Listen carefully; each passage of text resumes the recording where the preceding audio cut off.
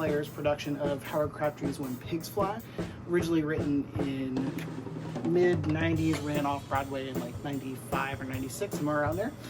It was set for a revival in 2017, ended up getting canceled, but the show was updated, some of the songs were changed for that, and the second production featured some great costumes by Bob Mackie, which we have and are using for this production as well. So normally when I play here at the Cleta Humphreys, I'm set up back here in this area they call the mouse hole, which is because of the doorway that we're about to walk through. But for this production, they have us up at the front of the stage. And the reason it's called the mouse hole is because the opening is shaped like a mouse hole. So I go through this velvet curtainy area, and this takes you to the front stage right area where I'm located. Pretty standard drum setup for this show. 2 ragtoms, floor tom, crash ride, have a splash cymbal, lots of very silly stuff and vaudevillian type things, so lots of splashes go out through that. I have 3 blocks off temple blocks over here on a rec plate.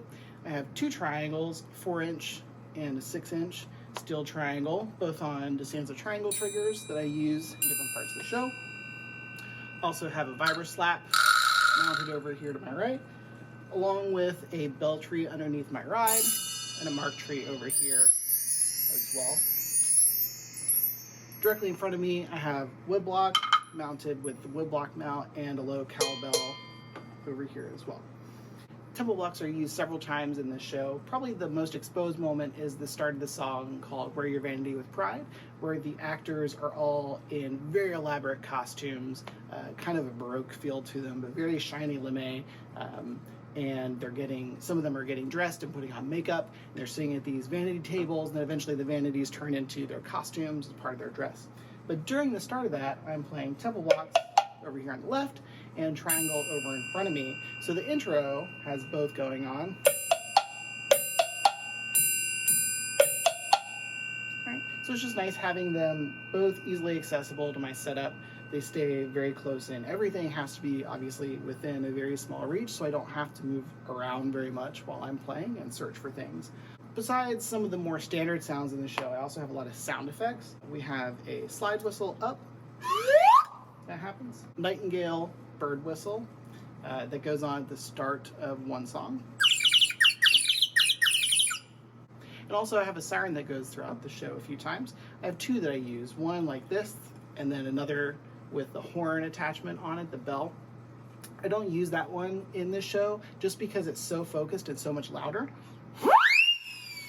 I like the pitch of the siren better with that. It's very high, it's nice, but it's a little too loud for the space, so I use the one that's a little bit lower pitched and doesn't get quite as bright and piercing through that. Something you do have to be careful of when you're using siren whistles is sometimes they have a habit of getting stuck, and then when you go to blow, you just get and you don't actually get any sound out. It's funny when it doesn't go right, but in those moments where you really need it and it's not there, it's not quite as great. So what I tend to do is I have to hold this in my mouth for a very long time before I actually get to it, because I'm playing, I don't have time to get it in and prepare. So I have to keep it in throughout the song in my teeth. So usually what I do is I find myself putting slow breath through it while I'm playing, which is a little challenge because you're playing something faster, more upbeat, and you're just trying to do slow exhales. Just enough to get the siren to start spinning, but not enough to really be loud enough to get picked up by the microphones for the audience to hear it. That way it's rotating, and when I finally do get to that time, all I have to do is suddenly increase my speed, and then I get the sound that I want from it. Again, temple blocks are over here to my left. Keep the sound effects down here, the different whistles, except for the siren, which I just keep around my neck. So I move over, you can see that the wood block and cowbell are pretty easy to get to from the snare because that's where they're used mostly. Have the first triangle directly in front of me because that's the one that I use the most through the show. And then again over here I have the secondary triangle, mark tree, vibra slap, and the bell tree down here that I can get to. All right, well, thank you for joining me and letting me show you around my setup a little bit. Thanks for joining me and letting me show you around my setup here at When Pigs Fly. Thanks for joining me and